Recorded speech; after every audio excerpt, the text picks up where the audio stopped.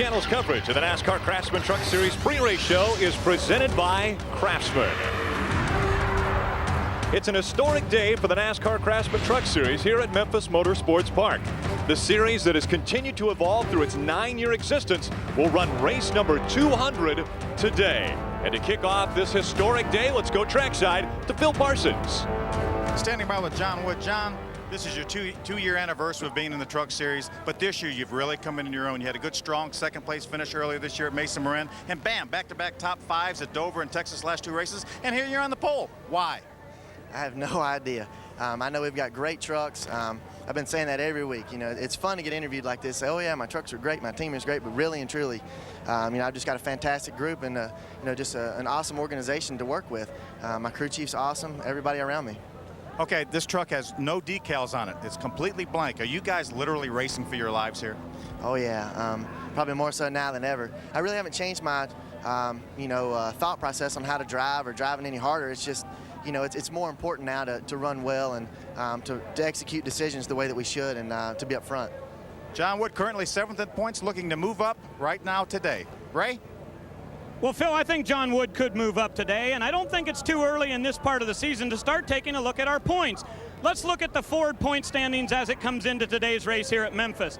Now, the number 88 truck of Matt Crafton is currently 15th in points, but when I look at the title championship chase, I got to take him off of there because he hasn't had a top 10 finish, or top 5 finish, excuse me. Now, Carl Edwards, he has had some top 5s. He may even win a couple races this year. He will be the Rookie of the Year this year, but I'm taking him off my list in the title chase. Now, Robert Presley, he's got to get off my list too because he's not even here today. He's on his way back to the Busch Series. Now, Bill Lester's been running very, very well, but he has yet to get in the top 10. You can't win a title whenever you're racing for 11th position. But I do want to leave Jason Leffler in my championship chase.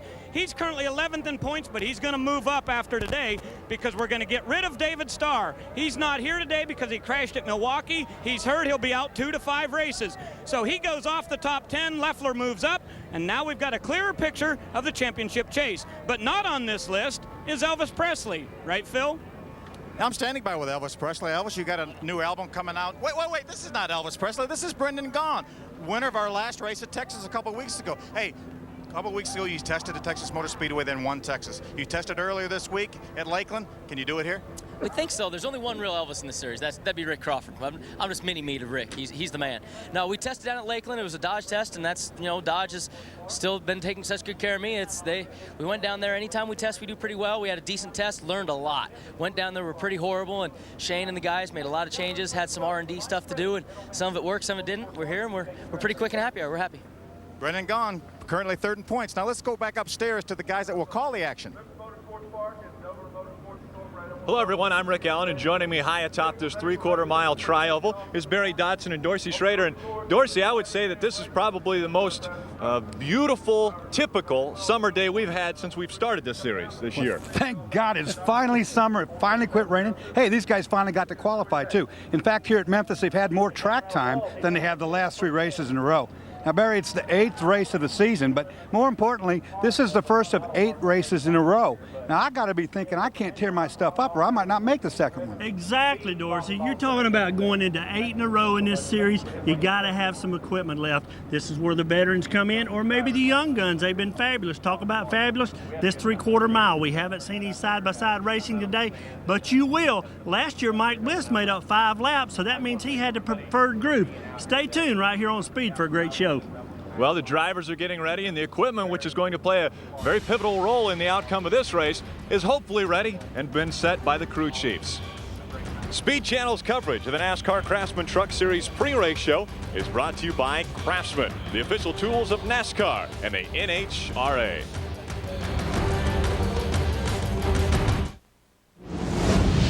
As the NASCAR Craftsman Truck Series celebrates race 200, we take a look back at the 5-men crowned champion in the 8-year history. Mike Skinner, Ron Hornaday Jr., Jack Sprague, Greg Biffle, and last year's champ, Mike Bliss.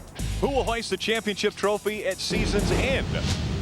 We'll find out after 25 races here in the NASCAR Craftsman Truck Series. And you see Mike Skinner sits atop there as far as advancing through the ranks and into Winston Cup. And actually, Mike Skinner currently looking for a ride. Will he find a way back here to the Craftsman Truck Series? He could. I tell you what, Mike Skinner is a big fan of the NASCAR Craftsman Truck Series. Well, you look at where these guys have gone to, and you got to think if you're a young guy in this series, you know where you want to go. You want to go Winston Cup racing. Look at what these guys have gone on the Busch, gone on the Winston Cup. You know, there's a lot of team owners going to watch this race today. I guarantee you that. There is one veteran that has dominated the short tracks, and it's Dennis Setzer. Currently 6th in points and victorious this year at Mesa Marin and Martinsville. Dennis recently sat down with us to talk about a great start to what he hopes will be an even better season. It's Dennis Setzer taking the checkered flag. 9 victories in the NASCAR Craftsman Truck Series. Local guy right there, he done well. Hometown, Newton, North Carolina. Hi, I'm Dennis Setzer, driver number 46, Axiom Silverado. The guys at Morgan Auto Motorsports, they've worked so hard and prepared so well over the winter for this deal. You know, I just applaud these guys for the decisions they made this year. Been very competitive. You know, we've had the best horsepower we've ever had, so you know that just complements a program when everything else is going pretty good. I think of the team being together for the 3rd year right here, and I think it's just all growing and getting where it needs to be. This is one of the toughest short tracks probably in the United States I've ever been on. Well, you know, Dad, he raced here at Hickory Speedway, but never really had a chance to go up in the upper divisions right there, mostly in the street stock division and stuff like that. But we were here every Saturday night. He worked on Monday through Friday, and then Saturday you went to the racetrack, whether he was driving or whether we came to watch the races. And that was what our family always did. I mean, I've done everything from sell popcorn, make snowballs, and sell programs here, I guess, that you could imagine. All of my friends came here, and you know, my cousins came here. This is just a place to be on Saturday night here at Hickory Speedway. They want to win so bad in this series. You know, we've got a bunch of young kids, and these guys try really hard to do a great job. You know, still any type of racing, professional racing, it takes a lot of extra effort. These guys, you know, if it's an all-nighter or something, they don't mind doing it at any time. So, you know, we've got that dedication in our team, and that's a big part of making it where we need to be. And Dennis Setzer's Axiom Chevrolet is qualified 9th for today's race, but guess what? He's going to have to go to the tail because of an engine change. Dennis, you won at Martinsville from 33rd. Is it possible to do the same kind of a thing here at Memphis? Well, we certainly hope so, but it's always tough in the NASCAR Craftsman Truck Series to go up from the rear. You know, there's a lot of good trucks in this field here today. A lot of rookies in the back. It'd be some stuff to dodge. Always competitive short track action. Okay, good luck. He's run 4 times here, all 4 top 5s and a victory. Another guy that should be strong today is Terry Cook, and he's standing by with Phil. Thank you, Ray. Terry, you start 10th today. Now, last year you won 3 races with Droopy Dog. You've had a great, strong second-place finish here with Droopy Dog, and you've got Lucky Dog. Why? Droopy Dog just wasn't the dog of choice this weekend. We actually did a 2-day test last weekend, Phil. Spent a Friday and a Saturday at the Ford Proving Grounds, and we weren't as successful on the tire that we're running here today last year as we wanted to be. So we wanted to make sure we researched that well, and after the 2-day test, we decided that a standard snout truck was better, in our personal belief, than a drop snout truck. So we brought a standard snout truck here, and we're running good. Seems to be trucks good on long runs, so hopefully the Power Stroke Diesel 4 will be good all day.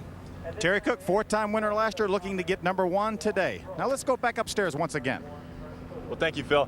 Terry Cook brought Lucky Dog with him as far as his truck. I tell you, one guy's going to be Tired Dog is Dennis Setzer if he's able to get from the back up to the front. Well, Dennis has got a long way to go today, but I tell you, they're just on a different strategy now. They can short pit him and get him some track position early on, and that might be a difference right there. Yeah, his hand's going to be forced. As far as Terry Cook, is Lucky Dog going to be lucky, or is he going to get the Memphis Blues? We'll find out. The Memphis Blues, we're not going to see the Memphis Blues today, but we might hear them here in Memphis as we get ready for the 200th race for the NASCAR Craftsman Truck Series.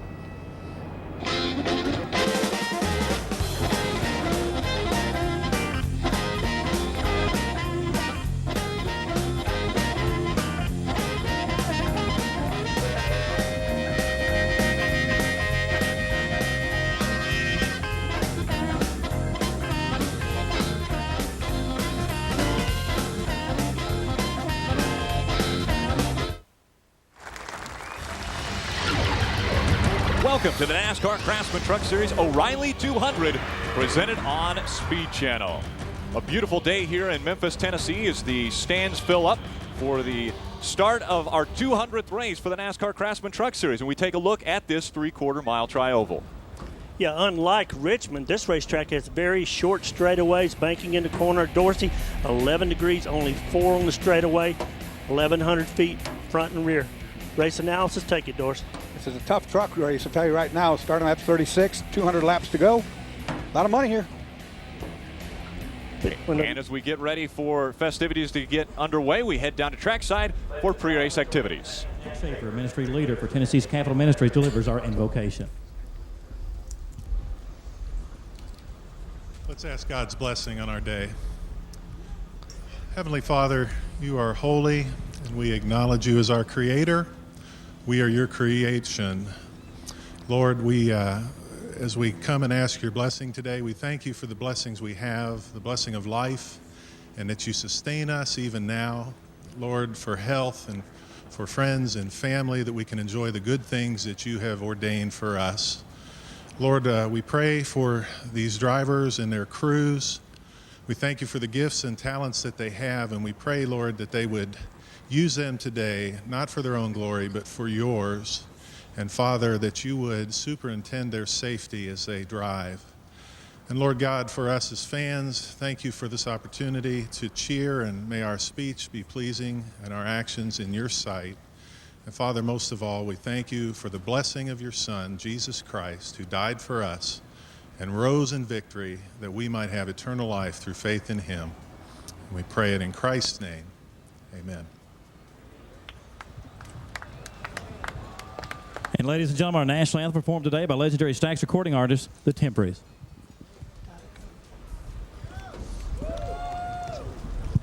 Oh, say, can you see by the dawn's early light what so proudly we held at the twilight's last gleaming, whose broad stripes and bright stars through the perilous fight over ramparts we watched were so gallantly streaming, and the rockets' red glare, the bombs bursting in air, gave proof through the night that our flag was still there. Oh, say does that star-spangled banner yet wave on the land of the free and the home of the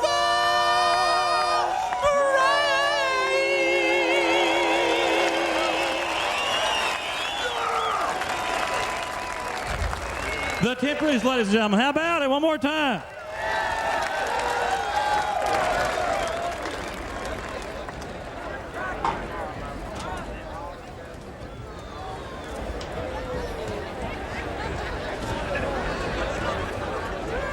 With those most famous words in motorsports, O'Reilly's #1 customer, Ron Quisenberry. Let's do it. Ladies and gentlemen, start your engines.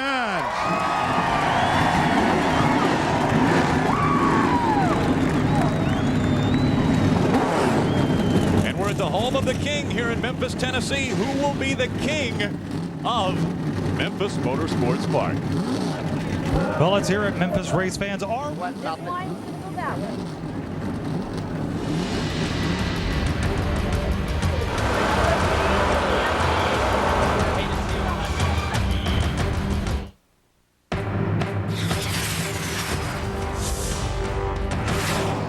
And welcome back to the NASCAR Craftsman Truck Series 200th event here at Memphis Motorsports Park.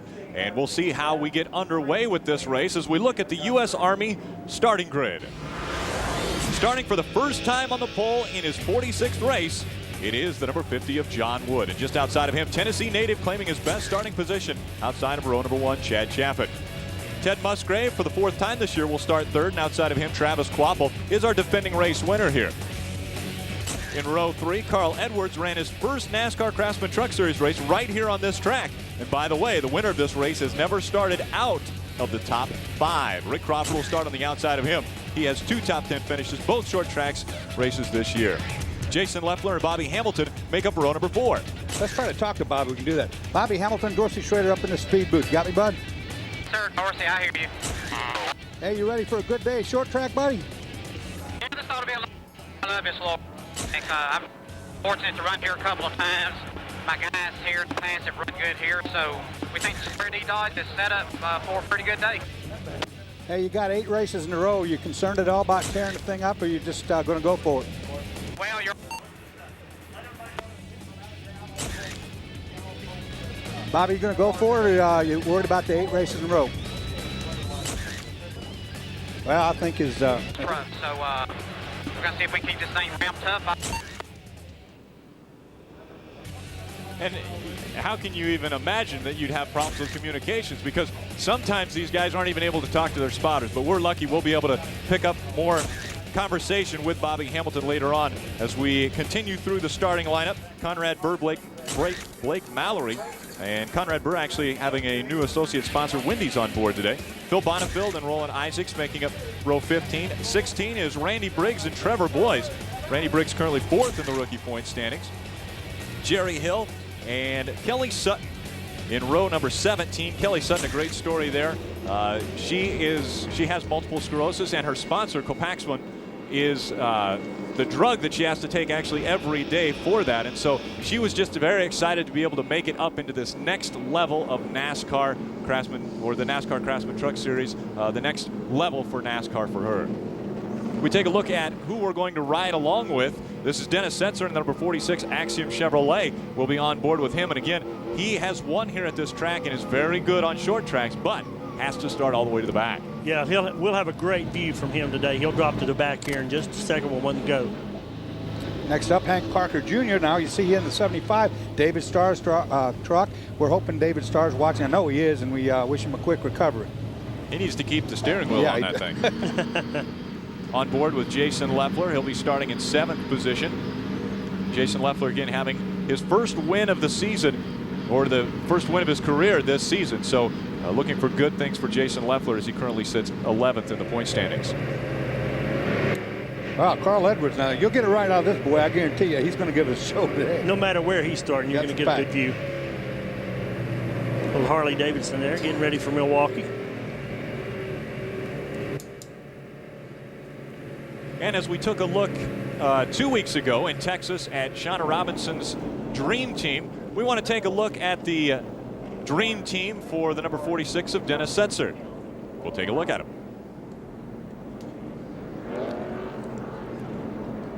Damian Dixon, Mobile, Alabama, rear tire carrier.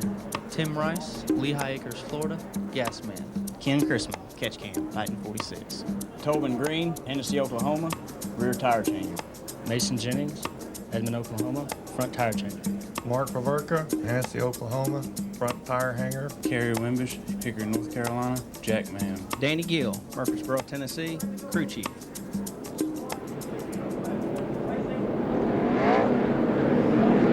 And again, this race, since we were able to get qualifying in, we have the opportunity for the Craftsman win from the pole, which is a $10,000 bonus that's given to the crew if John Wood, who starts on the pole, can win this race. And so a great incentive that Craftsman has put together for the crews on these teams, and John Wood having that opportunity if he can win this race. Let's head down to trackside with final thoughts with Ray Dunlap.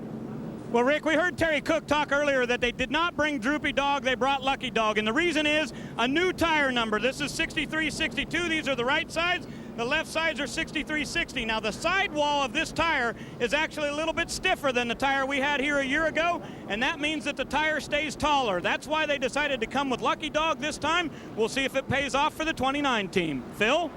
Ray, you talk about tires. Most of the drivers in the garage area this morning said track position is going to be more important than tires. They want tires, but they want them early. So late in the race, they can stay on the racetrack, keep their track position. We may see some guys forego their last pit stop to stay on the racetrack in good track position. And the guy right now with the best track position is the 50 truck of John Wood. He's on the pole. He may get his first one today, actually. Rick. Well, John Wood, of course, sitting on the pole. Just outside of him, making up row number 1, is Chad Chaffin. And there is a great story. He's a Tennessee kid. He's starting on the outside. It's his best starting position ever. He really wants to put on a show for this, his home state. Well, he was putting on a show in qualifying. I was standing down in turn 1, and man, I tell you what, he drove the 18 down in there. That Dodge got all kind of sideways, but he was the fastest in a couple of the sessions. Yeah, and you talk about a show. We're going to have one here from Dennis Setzer coming from the back with an engine change. Don't worry about it. He's got Amic horsepower and plenty of it.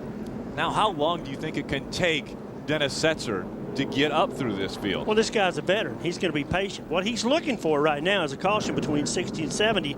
His strategy is forced. He's looking for a caution, like I said, in that zone right there where these other guys don't pit. He can make this a 2-stop race rather than a 1-stop around lap 100. We're getting ready to go here. The lights are off, and we're coming to green. Okay, pull your belts down tight. Here we are, Memphis town. Buckle up, Buttercup. We're going racing. John Wood sets the pace as he comes out of turn 4. Ready. The green flag in hand, and we are underway. Wow, Travis Kloppel on the back of Chaffin. Chaffin didn't get a very good start, and I don't know if he missed a gear or whatever, but Travis went up there and rear-ended him about 3 times to get him going. John Wood, the fastest in qualifying, that, of course, getting him the Bud pole. Chad Chaffin on the outside, and again, they've talked about the preferred line is the low side of this track, and so they're going to try to start falling into single file line as we get 1 lap complete. 1 lap complete, they're already bumping and banging like crazy. I just saw Jason Leffler give Rick Crawford a good shove through turn 2. Real battle there. Well, you know what? I stood on a bridge yesterday in happy hour and watched everybody come off turn 2. That's a very tight condition. John Wood looked good the whole run. The only truck I saw try the top side at all, Rick Bobby Hamilton, the number 4 Dodge. Well, that's smart. They're going to have to go up there, Barry, to pass sooner or later because everybody wants to run the preferred groove, which is right on the bottom of this race. Exactly. They give people laps down. They're going to be on the outside. They don't want to be there, Dorsey, but they have to make it work. Setzer starting at the back has already moved up 12 spots at the start of this race. He's already up to 21st.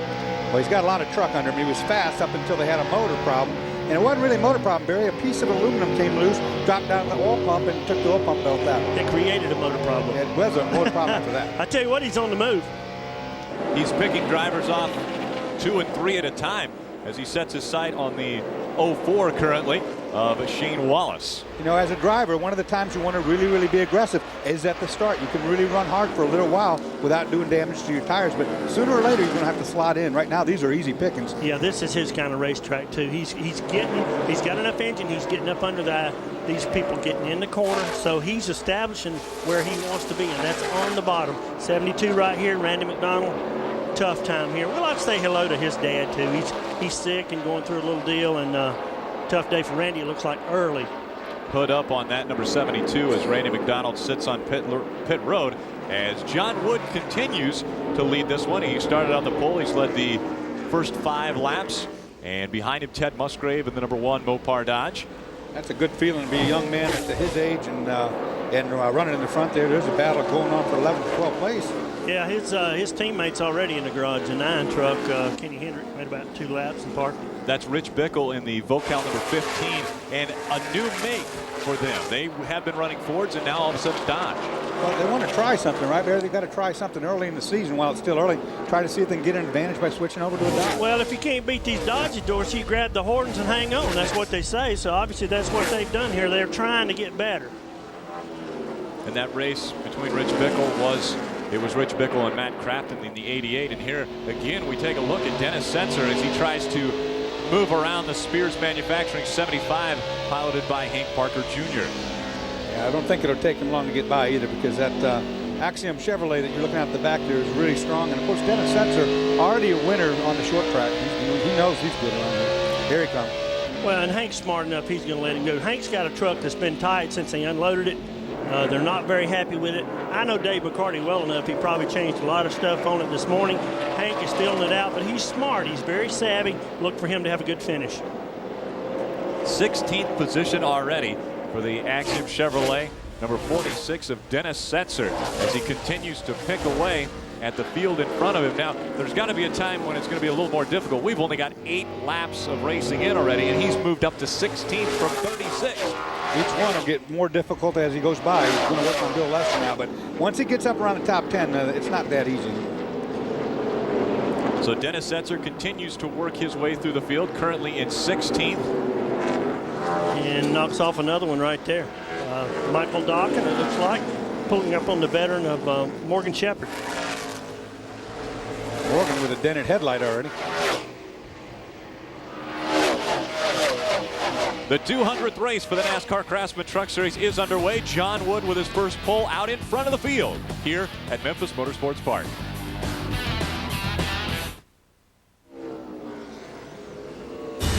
The O'Reilly 200 presented on Speed Channel is brought to you by Craftsman, the official tools of NASCAR and the NHRA.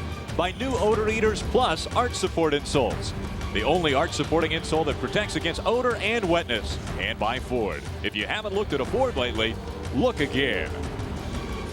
Caution number 1 out on the track right now as the 78 truck of Charlie Bradbury gets spun around on the front stretch. He's back on the track, but it brings out caution 1. It took a little longer than I thought it would, really, on that first lap when everybody was pushing and shoving. I figured we'd have it before now, but Charlie Bradbury got taken around right coming off turn 4. Didn't hit anything. Yeah, pretty much a single truck deal here. And I'll tell you what, the roof flaps came up, and we're not seeing that this day and time a lot on the cars at very high speed, but certainly came up on his truck. We're on the front stretch there. As we see him slide into the infield grass. On board with Hank Parker Jr. now as you look back, just again as all by himself. Yeah. Charlie just got on the throttle a little bit too hard coming off a 4 there and lit her up. Spun down the inside, didn't hit anything, and short of some square tires, he's all right. I wouldn't be surprised if Hank and these guys, we've only run 17 laps, but whatever they did this morning, if they did, he's not very happy. He's kind of going backwards. Let's see what happens here. John Wood, very, very strong. Now, Charlie Bradbury's been running in another series. He finished first at a race 2 weeks ago and 4th just last week. So very, successful driver. Just something new for him to step into a NASCAR Craftsman Truck Series. Let's head down to Phil. Yeah, just kind of listening to Terry Cook's conversation, he told his crew chief, Rick Wren, that the truck was just a little bit maybe tight in the center of the corner, but it's got good forward bite off. He said, I think we're right where we need to be. And Terry Cook knows how to get around this racetrack. As we talked earlier, he finished 2nd here last year, probably had a better truck than Travis Quapple, who won the race. And who do you think Travis Quapple's crew chief was? Rick Wren. He's now Terry Cook's crew chief, so he's got the best of both worlds. Now to you, Ray.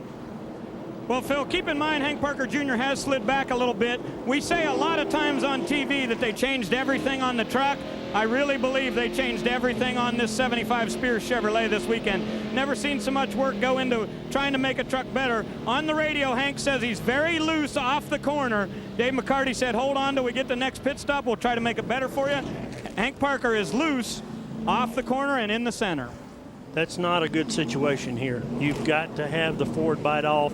Sounds like Terry Cook's in great shape, especially with this tire. It doesn't wear, it doesn't change the setup much, but it does not have the bite that the old compound had, and we're getting ready to go green here again, lap 19.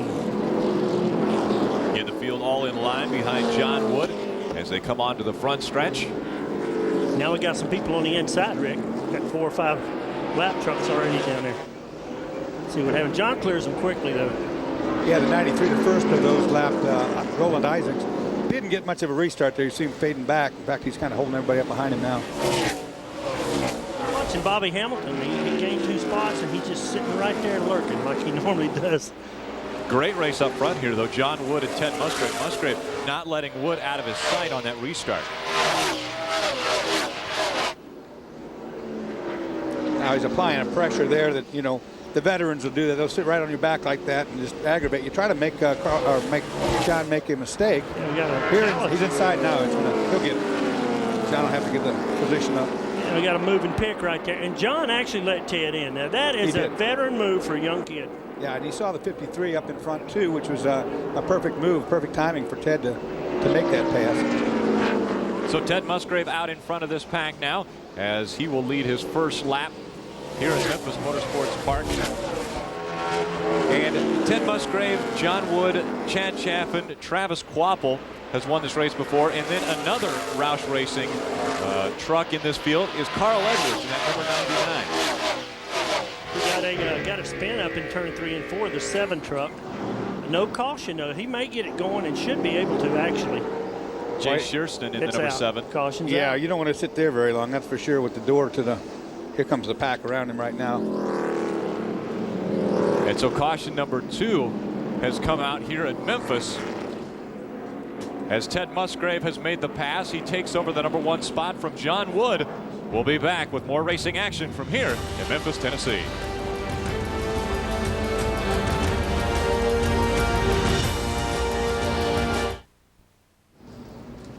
And welcome back to the O'Reilly 200 here for the NASCAR Craftsman Truck Series in Memphis Motorsports Park. And a beautiful day for this, the 200th race for this series. 200 lap race, as a matter of fact. And a very important one, Dorsey, like we touched on in the Open, the first of 8 in a row. I think we're in the meat of the sandwich as far as the championship run, don't you?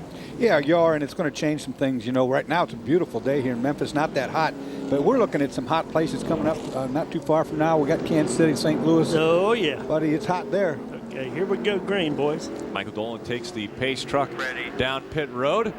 And setting the pace now is Ted Musgrave, who took over the lead from John Wood. The green flag is out, and we're back to racing. Good start for Ted off into turn 1. Takes John with him. The first 2 cleared him easy, and now Chaffin got by. Oh, we got a caution, Rick Crawford. Oh man, in the wall. He probably got help, Dorsey. Yeah, I'm sure he did on a restart like that. But, you know, we were just going, oh, because we didn't want him to hit that wall. And he did, and he put the spoiler up. So that's not going to be a good day for Rick. Here's a championship contender now. If that's all it did, he's going to be okay. If you hit the tail clip enough to knock the track bar down on the right side, which is hooked to the frame itself, then you can raise it up and still be okay. But that could have been much worse. Right, as long as he didn't get that fuel filler, too. That's the other thing that sometimes will knock that fuel filler in. We can't get the gas tank in there, gas can in. We'll have a look pretty soon here. Michael Dolan takes the pace truck back out in front of the field as they go down the backstretch. This is our 3rd caution on lap number 28 here at Memphis Motorsports Park as Rick Crawford has problems on the restart. We'll be back with more racing.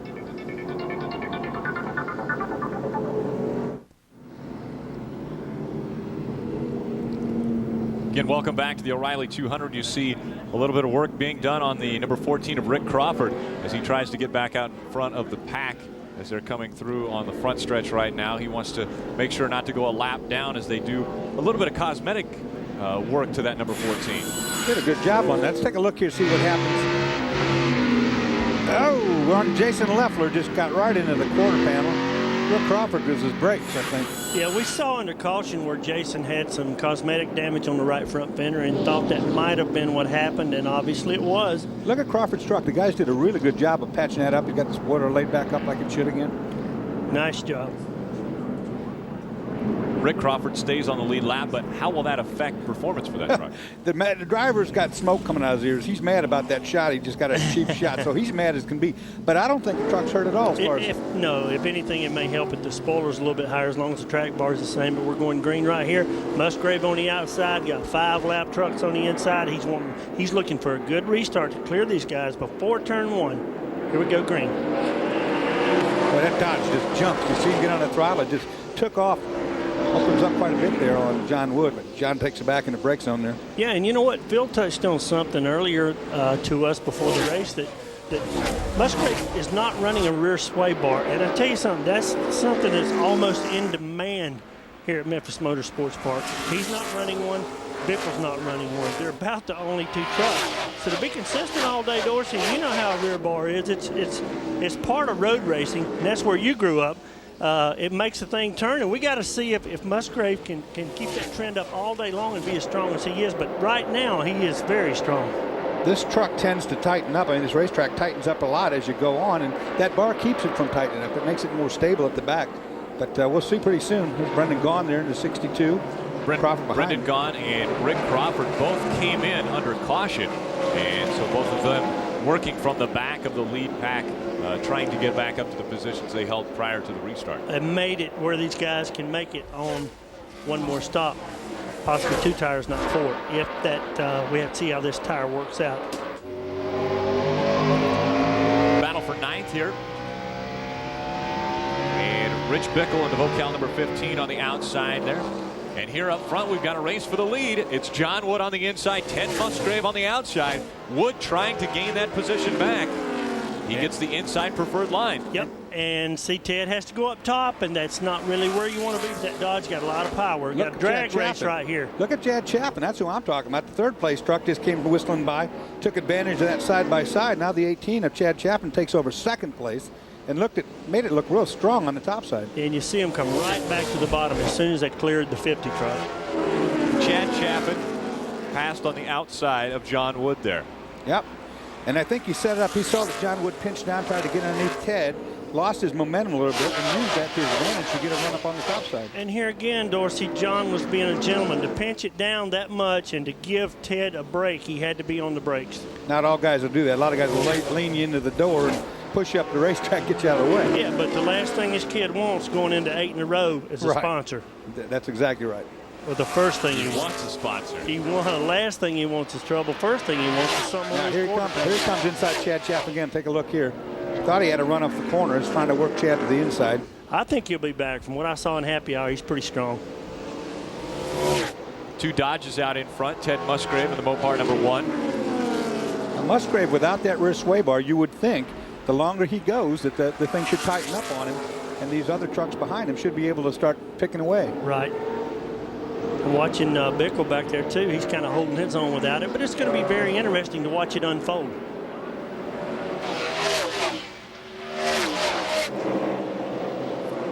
'15th and 16th race right here between Brendan Gaughan and Rick Crawford. Phil, what's going on?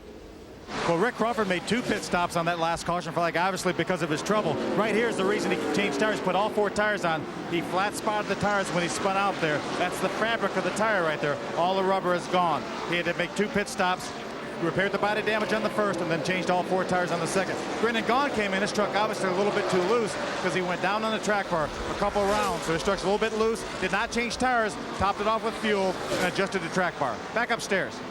Now, it's funny, I was talking to Brendan Gaughan just yesterday. I asked him, how's your truck? He said, well, we're a little loose getting in, but I like that because the racetrack's going to tighten up and it'll come neutral. Well, obviously, racetrack didn't tighten up, but not enough to keep that from being too loose. Yeah, and sometimes, Dorsey, it's not the racetrack. It's the fact that you're in traffic and you slow down.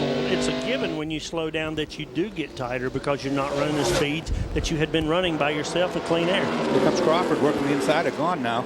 The 14s, but nowhere to go with it because he's in the line of trucks.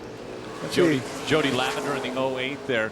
Kind of been a mix of racing going on there. Jody Lavender a lap down currently, or actually on the lead lap, right in there in the mix of things with the 75 of Hank Parker Jr. And Hank is running the high line. I'm telling you right now, he's hanging on to that thing. It's where the short track's like a chess match. You can position your truck, and even though you're getting past, you can look up the road a little bit and find out that there's nowhere to go with that pass. You get by the truck you think you're going to get by, and then you're blocked in for the next 3. Brendan Gaughan getting by Hank Parker Jr. and slowing down on the front stretch was the number 63 of David Stover. And the Mittler brothers, number 63, might be having a little problem, but he drops back and falls in line. Looks like he got it going again. He might have hit the kill switch, Dorsey, or ignition box. What could have happened there? Well, if the ignition box went off, he could have gone to the B-side ignition, and that could have been what happened where it picked back up and run. He could have also, one other thing that'll happen sometimes was you'll get a bad gear and the thing will kick into neutral and you come off the corner. Back up front. Take a look up front here as Ted Musgrave trying to get by the slower lap traffic. John Wood trying to reclaim the top spot that he earned yesterday in qualifying. We'll be back with more racing here in Memphis.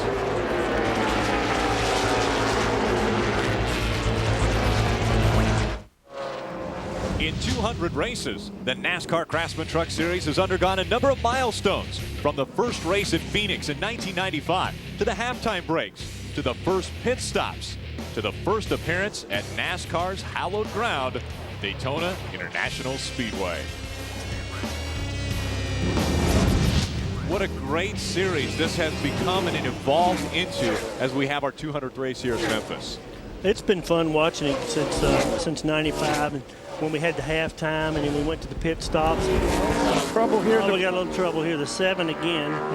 He got a little help back there while you're talking, Barry. He got nudged a little bit, but the series has developed into quite a thing. In fact, you know, arguably the most competitive series in the NASCAR family right now. Yeah, we had the pit stops, Dorsey. Then you could only get 2 tires.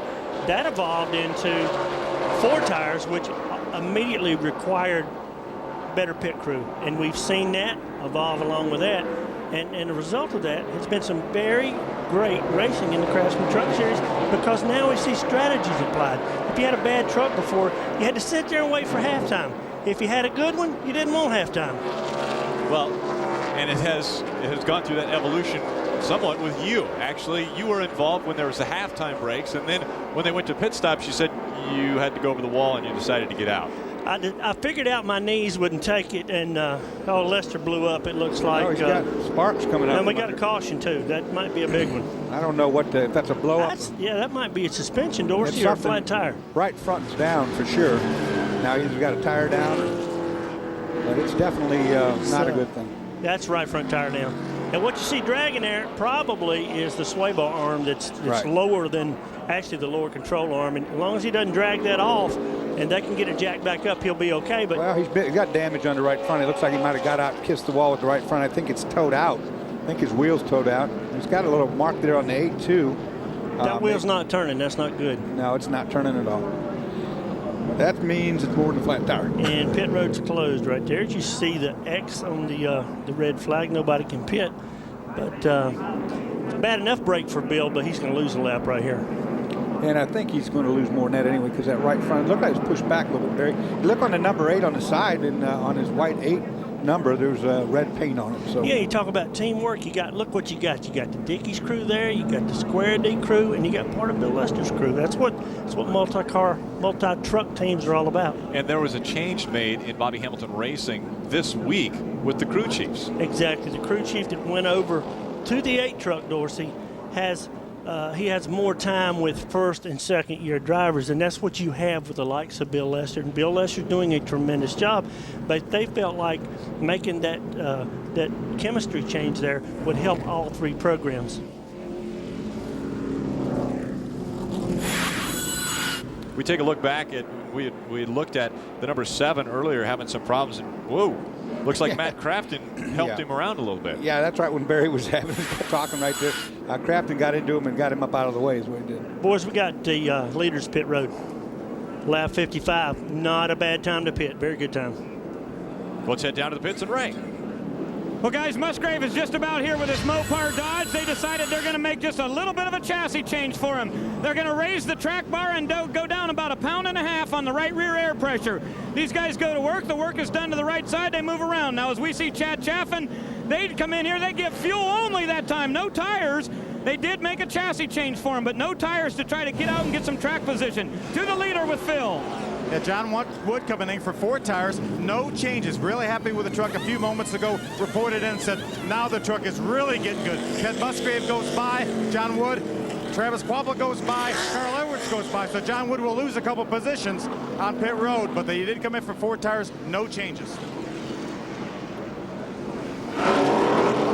Now, the guy who is looking at the points championship is Bobby Hamilton. He stayed out, got the 4 bonus points for leading a lap.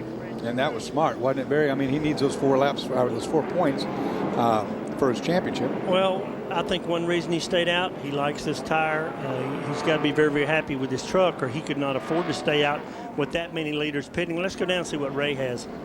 Well, guys, Jason Leffler came in here. He was 6th on the racetrack when they came to pit. He got stuck in the pit area because the 88 truck was parked right in front of him, and that means he'd stopped very deep in his box, and Leffler could not get out. I think Leffler probably lost 7 or 8 spots because they had to pull him backwards to get him back out. Phil?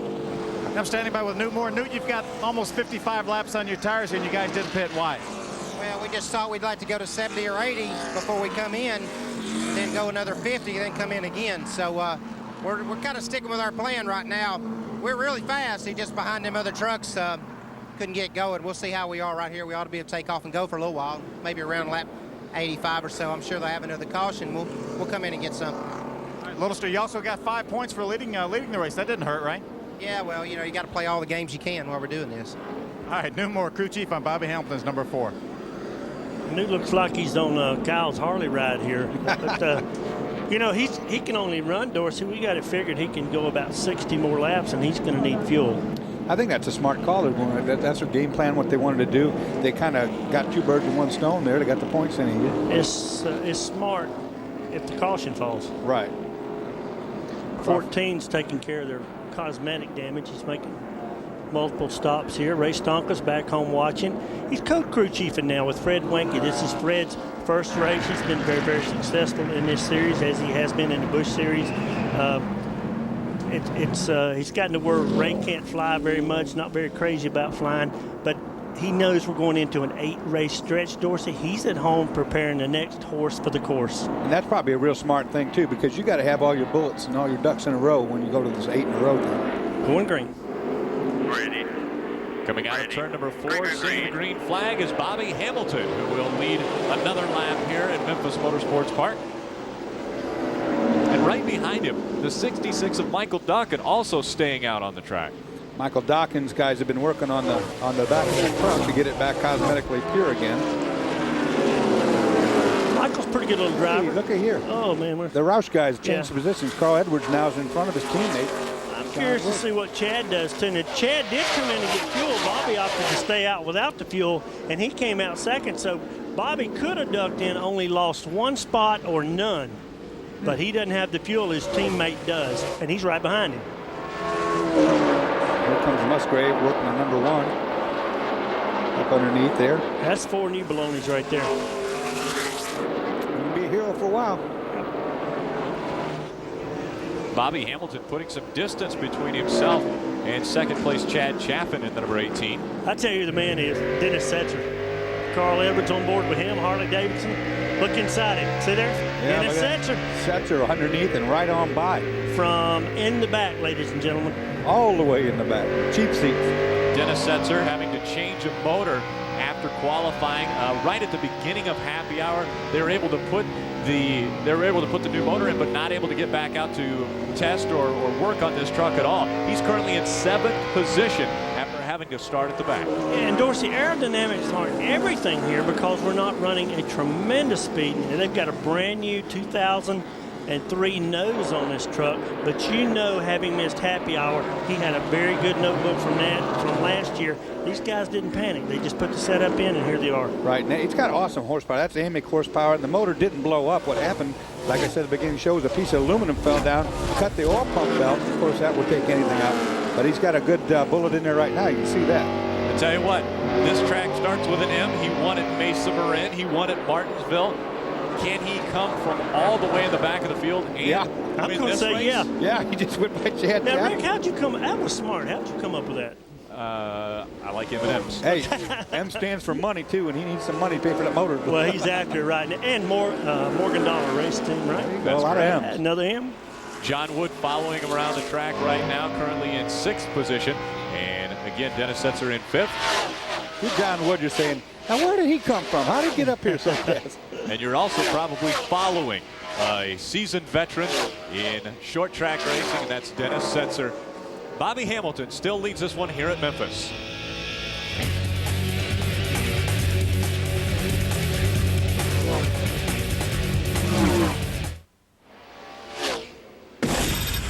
Tune in to Speed tonight at 9 p.m. Eastern to watch the cars of the ASA go fender to fender live at Ohio's half-mile Mansfield Motorsports Speedway. Will Kevin Sawinski stay atop the point standings, or will Butch Miller or Mike Garvey take over the top spot? ASA live from Mansfield, Ohio tonight at 9, exclusively on Speed. And we have had a lead change here in Memphis. And it could be in part to guys that haven't taken tires. Dorsey and I were sitting up here talking and watching, and the people that didn't get tires, the teammates, Bobby Hamilton, Chad Chaffin. Bobby's gone from 1st, 2nd, back to 6th right now, and the 18's fallen all the way back to 10th. Let's go down the field for a story. Yeah, Bobby Hamilton, we talked to Newmore a few minutes ago. He decided to stay out. He didn't really want to pit this early. He wanted to pit around lap 100 for tires, but He stayed out. He's obviously fallen back, and another truck that's fallen back, as you guys mentioned, is the 18 truck. I talked to Danny Rollins. Got a lead change on the racetrack, possibly side by side for the lead. But Danny Rollins, crew chief on the 18 truck, said they want to save their tires till later. Man, look at that battle for the lead. That's all the way from the back, folks. Right there, Dennis Setzer leans on the number 1 Dodge. Musgrave, get out of my way. I'm coming through. You talk about saving them for later. That's a good strategy if the caution falls, but we're at lap 75. Ray? Well, guys, Dennis Setzer is pretty happy with his truck now. He was a little bit tight off. Early on in that first run, he dialed in a couple of rounds to the front brake, and he said that made him a lot better. Danny Rollins made a bit of a wedge change whenever they pitted here. He said this truck is great. It's obvious. From the back to the front goes Setzer. Now, when we move back in the field just a little bit to the 16 of Travis Quapple, Quapple was loose all the way around, and they made a major change. He put 3 rounds down on the track bar and took air out of all the tires, and Travis said that made a big difference. But the yellow is out right now for the 18 truck, guys. Looks like not getting tires was a bad break for them. Huge explosion, motor explosion. Yeah, Dorsey, we had watched him come down the front straightaway, slow down, and kept our eyes on him up here. He exploded the engine. Whale of a save, though. By gosh, he blew up going into 3. Oil everyone. That was a big one. He did a great job. No, he's not done yet. And problems continue for the Bobby Hamilton Racing squad as Chad Chaffin blows and brings out caution number 5.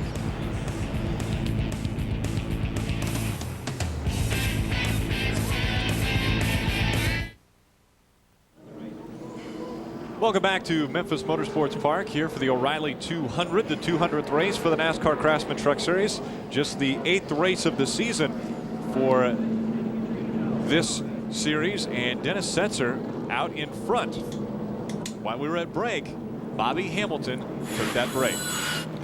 Well, go ahead, Dorsey. He needed this thing really bad. He needed this caution to get these tires, but what he didn't need was for his teammate to bring out the caution. Phil? Yeah, I talked to Newt Moore a minute ago. He said, hey, we adjusted on the air pressure a little bit. He was still a little bit free center off, so we put a little bit of air pressure in the right front tire. Otherwise, the truck is really good. He really needed this caution flag. Obviously, he was aware that they were dropping back like you guys mentioned. So a very timely caution for Bobby Hamilton in the Square D Dodge.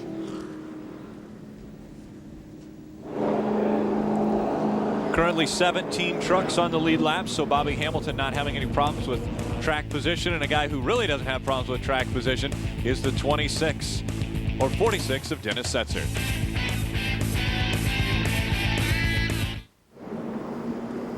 And welcome back to Memphis, Tennessee, here for the O'Reilly 200 for the NASCAR Craftsman Truck Series. We are under caution number 5 as Chad Chaffin had a blown motor, and so we've had problems for the Bobby Hamilton Racing team. But the guy who hasn't had problems is the guy out in front. Let's try to talk to Dennis Setzer here. Hey, Dennis Setzer, Dorsey Schrader up here in the speed booth. You got me, bud? Sure, sounds good, Dorsey. Hey, man, what kind of truck you got there? Come from the back all the way to the front. Yeah, this little Axiom hot rod's pretty good today. You know, the guys made some good changes. Danny Gill made a few changes race morning. We didn't get a there. Really good call. So I'm proud of my team. The pits came there. It's been a good. I bet you liking the view up there in the front better than it was in the back, right? Scenery's better? Man, it was pretty cloudy at the back there to start with. It looked pretty cloudy back there with all those trucks in front of you. But that's a good series. That's a great track for the NASCAR Craftsman Truck Series right here. Well, we hope you're the best, man. Keep it running. You're putting on a great show today. Yes, sir. Dennis Setzer has a win at this track, and if he could hold on and win this race, he'd be the only one to ever repeat at Memphis Motorsports Park. Well, I wouldn't bet against him right now. No. Ray, what's going on with Chad Chaffin? Well, guys, he's out of the truck here, done for the day. Boy, it's got to be awful disappointing after 3 great weeks in a row here. You had top 10s going, but man, what a save. Did you know this thing was about to blow up or not? Yeah, I felt it going into 1. The Dickey's Dodge gave me a warning, but I thought it kind of blew a tire. It was vibrating. I thought I had a left front tire coming out, and going into 3, it just blew up. But, you know, it's 200th race for NASCAR Craftsman Trucks, but I thought it was going to be a landmark day for us. It just wasn't meant to be. Well, sorry about that. He's out of the race, done for the day. After 3 good races in a row, these guys will be out early. There's kind of a look at it right there, and he did a great job keeping that out of the fence there. Yeah, we saw something was happening here. The gravy came out. And so the Dickey's Dodge number 18 sits in the garage and will not race again today, but we will have more racing when we come back after these messages.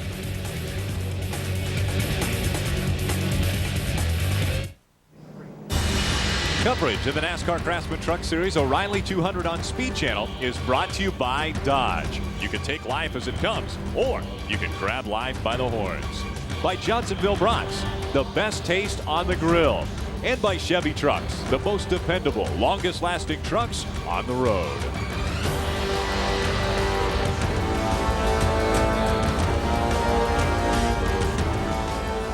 Dennis Setzer, very, very strong. So far, we haven't even reached the halfway point of this race, and he's already out in front after starting at the back. Well, I'll tell you what, he did a great job. You know, two things. Starting from the back, those first trucks are easy to pass. But from that point forward, you got to have patience, and you got to use aggression at the same time. But you don't want to make a mistake. You know, he's got a lot of truck on him. You heard him say that. There's no question about the power's back, and he's getting around the racetrack really good. But, you know, he's got a lot of experience on short track, and it shows. Ray Dunlap, what's going on? Well, Rick, we want to talk to Danny Gill. You guys could be three-peating here this weekend if you'd have won last year, but pit sequence screwed you up. So what are you going to do today? How long will you stay out there before you come in one more time? Well, it looked like these guys that didn't get tires went away pretty bad, so I think we need to stay out there a little while before we get our tires. Bad thing is, if they short pitch you, we're going to be tight in traffic. So it's just a tough call. Best thing can happen for me is this thing go green till about 125, and then we just come in and get tires and make it easy on me. Okay, that's the crew chief, Danny Gill. Tell you what, he's got to the front the hard way. I didn't see any brakes at all. As far as, I mean, granted he had a good pit stop, Dorsey, but he has virtually driven from the back to the front. I think he's got more truck than he told us. Well, he made it look so easy, too. I mean, he just went right by people like he weren't even out there. Well, next Saturday, the drivers of the NASCAR Craftsman Truck Series head to Milwaukee, Wisconsin for a run at the legendary Milwaukee Mile. Will Terry Cook defend his title? Tune into Speed and find out. The NASCAR Craftsman Truck Series at the Milwaukee Mile next Saturday at 3 p.m. Eastern, only on Speed. Lights are out on that truck. We know what that means. Let's see what he's got now. He's out front. Setzer. I think we've already seen part of it. Yeah, I think you did too. A lot of good trucks today. Michael Dolan staying out on the track. They'll go around again. See right there, the Jerry Hill in the 5 trying to get his lap back, almost got in the back of the pace car. Phil, what's going on? Yeah, Danny Rollins, crew chief for Chad Chaffin, just came down here in the Bobby Hamilton's pit. He's going to change Newton Moore. As we know, the last few races has been changing tires, but Danny Rollins is one of the best tire changers on pit road. So Newt said, hey, I got a chance to get one of the best. I'm going to put him in there. So Danny Rollins, Chad Chaffin's crew chief, will now be changing rear tires for Bobby Hamilton.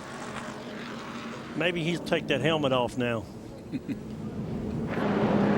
Changes continue in Bobby Hamilton's stables. Yeah, look at that. Attaboy. The helmet comes off. Dennis Setzer still out in front after 87 laps here in Memphis.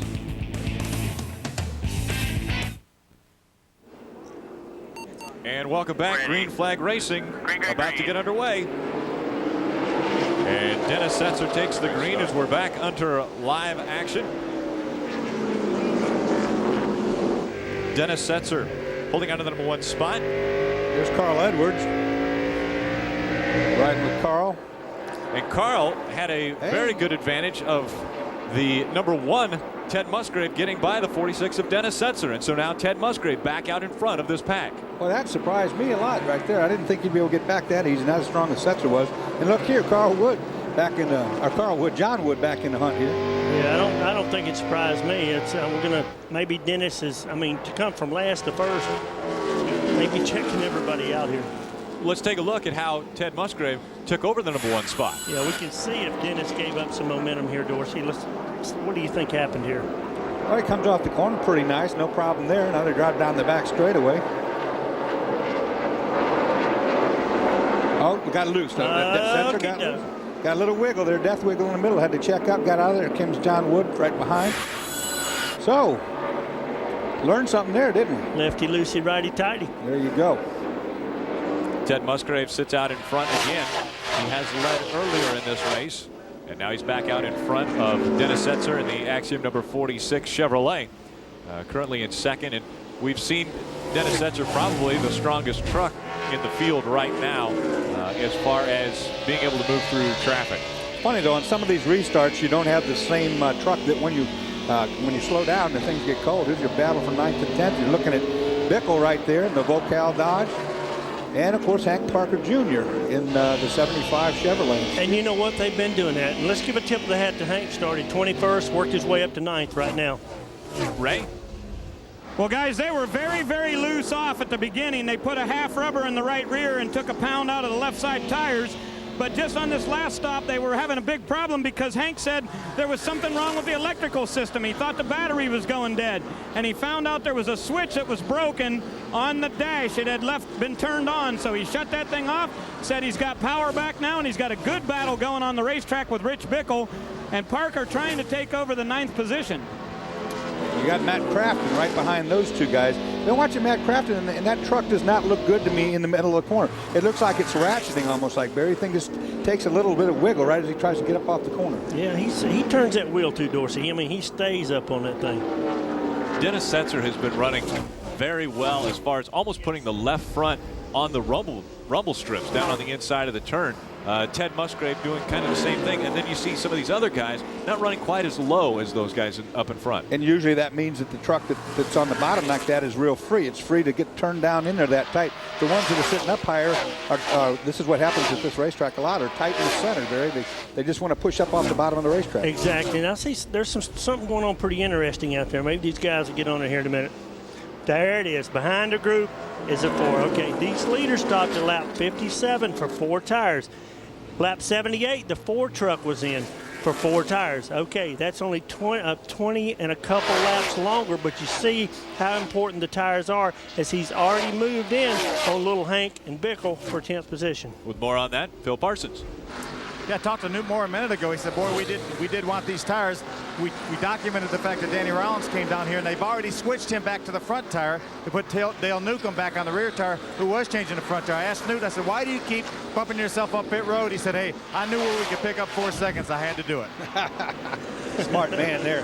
Bobby Hamilton tries to make the pass on the outside right now of Matt Crafton as they work their way through turns 1 and 2 and down the backstretch. Well, this is going to get interesting right here because Hank and Bickle have been side by side for now going on 15, 20 laps. Somebody's got to give here, or Bobby's probably going to make one of them. Yeah, Bobby can make those passes with those new tires on the top like that. You're going to see him do it right here. Now he's got to be a little patient because you don't want to mess these guys' race up either. Oh boy, patience. Oh boy.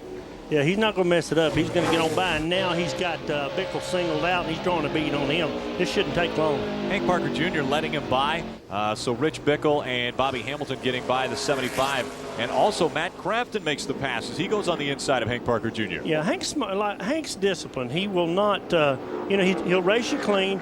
He'll race what he has. He won't try to make something happen with something that's not there, and he'll still have a good finish today, I guarantee you. Plus, your crew chief's got a caution up in turn 4, got a truck around. Sure do. One up there, I think that's Kelly Sutton in the 0-2. Kelly girl Talked Sutton. about her earlier. Got a little behind on the steering, Dorsey. Actually, she got up in the speedy drive from the 18 truck. Yeah, and that was right up there where the motor was blown, and they had the speedy drive up there. Now it gets pushed up, and you see her. Doesn't look like she touched the wall, though. Which means that short of the square tires, she's all right. And what a story on her that Rick told us earlier. That is, I tell you what, that's true dedication and a lot of grit right there. Well, the adversity that you've got to go through to have a disease like that, muscular sclerosis, multiple sclerosis, and then having the will to get in the truck and try something new like this and kind of live out a dream, get into NASCAR. And so you see her sponsor there, Copaxone, is again the drug that she takes every day. She has to give herself an injection every day for MS, and she just really a great story. She just got up in the speedy drive. It wasn't her fault. Yeah, you see she's way up the racetrack already, and you see all that dust coming out of the back of the truck, and that is the speedy drive. No grip up there. Okay, pit road was open there, and we were kind of anxious to see who might come in. We're lap 105. These guys can make it, but they know the tires are better with fewer laps. Ted Musgrave sits out in front of this field as we have 104 laps in the books here from Memphis.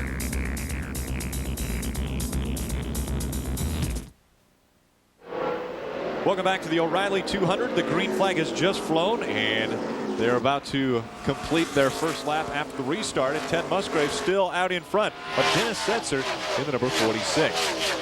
Got some cat and mouse going on up front. We got Dodge, Chevy, Ford. And then another Chevy. Travis Quapple's been there all day. Just hasn't really put his nose up in there yet, but he's been there all day long. Exactly.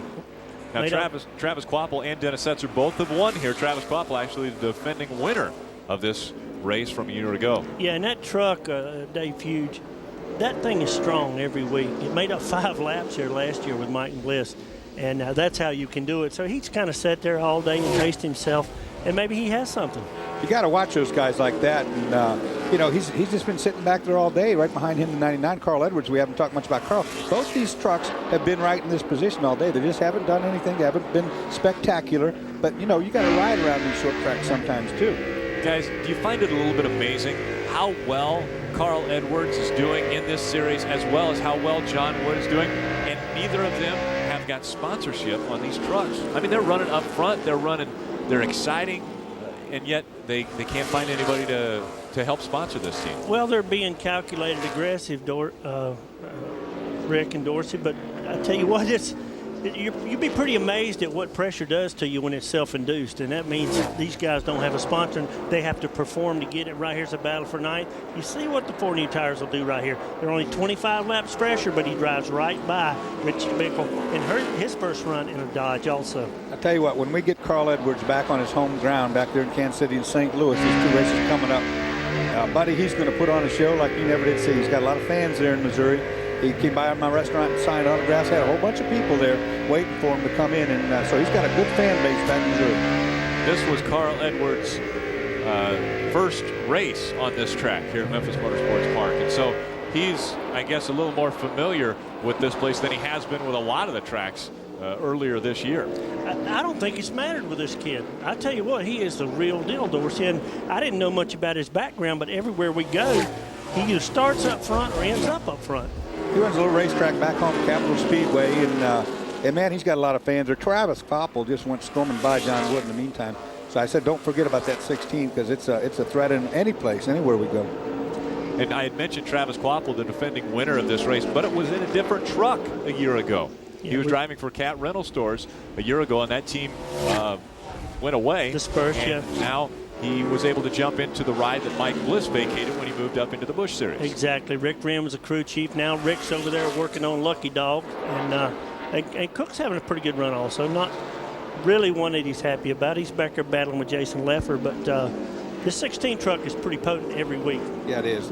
You know, John's first pole, that 50 on the pole, that was a neat thing to watch. He got a really good number there. Terry Cook in at 29. Currently in 6th position. Oh, Jason Leffler behind him. He's been pushing on people all day to see if he pushes in here. Got a goat pushing a dog here. Yeah, look here. Look. He's going to make his presence felt here in just a moment. Yeah. Terry Cook had a lot of success last year. Won 3 races on short tracks, and now is trying to kickstart his season a little bit as we're at the 1/3 point in this season, and he hasn't had a lot of success, but currently running 6 is pretty darn good right now for Terry Cook and that team.